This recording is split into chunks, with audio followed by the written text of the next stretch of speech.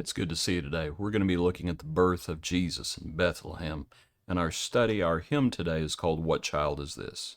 What child is this who laid to rest on Mary's lap is sleeping, whom angels greet with anthems sweet, while shepherds watch are keeping? This is Christ the King, whom shepherds guard and angels sing. Haste, haste to bring him, Lord, the babe, the Son of Mary. Why lies he in such mean estate, where ox and ass are feeding?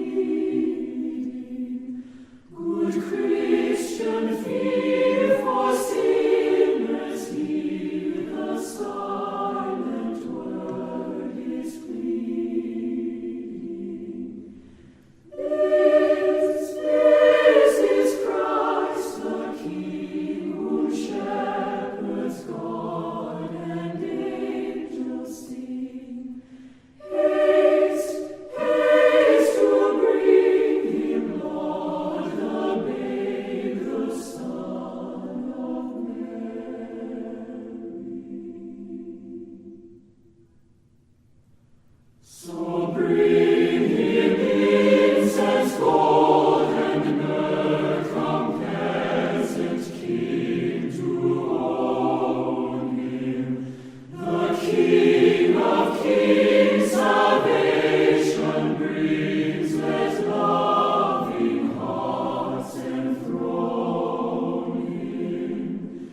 This is Christ the King, whom shepherds guard and angels sing.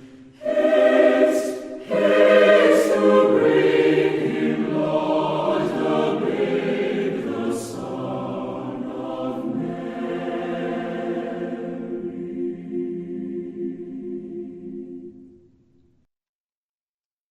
Let's look at our passage now. Luke 2, verse 1. And it came to pass in those days that a decree went out from Caesar Augustus that all the world should be registered. The census first took place while Quirinius was governing Syria. So all went to be registered, every one to his own city. Joseph also went up from Galilee, out of the city of Nazareth, into Judea, to the city of David, which is called Bethlehem, because he was of the house and lineage of David, to be registered with Mary, his betrothed wife, who was with child. So it was, while they were there, the days were completed for her to be delivered, and she brought forth her firstborn son, and wrapped him in swaddling cloths, laid him in a manger, because there was no room for them in the inn. And the Christ is born. Came to pass in those days that a decree went out from Caesar. That is how they end up in Bethlehem. They're not from Bethlehem. They're from Nazareth. But Bethlehem is prophesied. You know, I've mentioned a couple of the studies we've had recently about, wonder what sort of conversations they had. I wonder if, you know, as in those months leading up to this point, I wonder how much of the Old Testament they were reading on a regular basis. I wonder if they were searching hard for all the prophecies about the Messiah whom Mary is carrying. And I wonder if they found the Bethlehem prophecy. And it's how are we going to get to Bethlehem? What would drive us to Bethlehem? And then Caesar makes the decree. And on to Bethlehem you go. And again, it's prophesied. But also I wanted you to think about it's a law. It's a decree. And as long as man's laws do not contradict God's laws, we are called to submit and obey. Even though Mary is the mother of Jesus, even though she is about to bring into the world the Son of God,